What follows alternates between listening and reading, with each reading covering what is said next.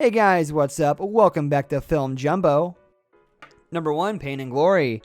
In any life, there's only so much time to do all we want and need to do. In Pedro Almodovar's Pain and Glory, Antonio Banderas gives a performance of a lifetime as a 60-ish filmmaker, Salvador Malo, a stand-in, more or less, for Almodovar himself, who's in so much physical pain that he's uncertain whether he'll work ever again. Worse yet, his suffering is so intense that he may not care. Instead of life after death, he's settling for death before death, a premature leave taken that's a betrayal not just of his gifts, but of the time on Earth any of us are given.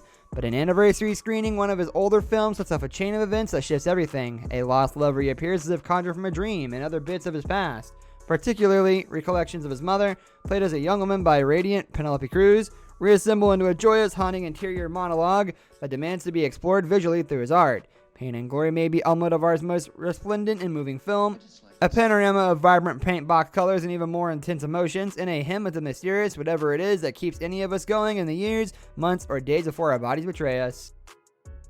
Tengo que hablar contigo. 32 años me ha costado reconciliarme con esta película. Si no escribes ni ruedas, ¿qué vas a hacer? Vivir.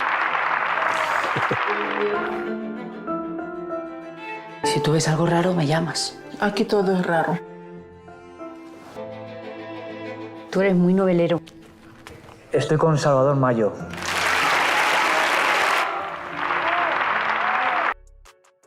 Number 2, The Irishman. The world doesn't need another gangster movie, not even one from Martin Scorsese. Or so you may have thought before The Irishman. Scorsese's 3.5-hour saga is based on the story of real-life low-level mobster Frank Sheeran, who claims to have killed Jimmy Hoffa, the one-time Teamsters president who disappeared in 1975. For roughly its first 2/3, The Irishman is hugely entertaining. Then it shifts into something far more complex. It's a melancholy mob epic. I don't think so. All right, then. We don't have nothing to worry about. But now I'm a man. I want you to meet my cousin, Russell Buffalino. Nobody in this country who didn't know who Jimmy Hoffa was. You got a gun! Get the gun out of his hand! You always charge a guy with a gun. I'm a man. A friend of ours is having a little trouble. Friend at the top. Back then, there was no... Number 3, Once Upon a Time in Hollywood. Quentin Tarantino concocts a fantasy in which the Sharon Tate, the actor murdered by the Manson family members in 1969, gets the much happier ending she deserves. Margot Robbie plays Tate in a small but potent role. She's the patron spirit of a late 1960s Hollywood in which his been actor and his stunt double and buddy struggle to find their place. This is Tarantino's most affectionately detailed picture, filled with tenderness for a lost Hollywood and a lost era of filmmaking.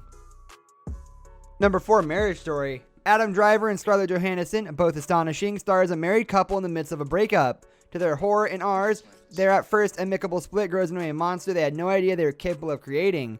This is Noah Baumbach's most emotionally ragged movie, an acknowledgement that compromises aren't nuisances that detract from life, they're the stuff it's built on.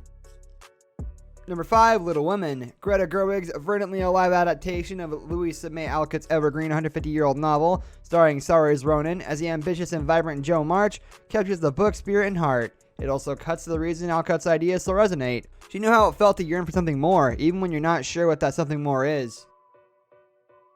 Number 6, Parasite. Korean director Bong Joon-ho's black comedy thriller about an impoverished family who scheme their way into an upper-crust household artfully explores resentment between the haves and the have-nots.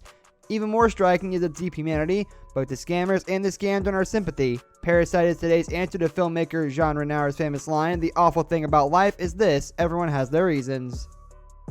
That's going to do it for today's video, guys. Thank you for watching. If you enjoyed the video, leave a like on the video, and don't forget to subscribe to our channel so you don't miss out on our videos in the future. I'll catch you next time. Goodbye.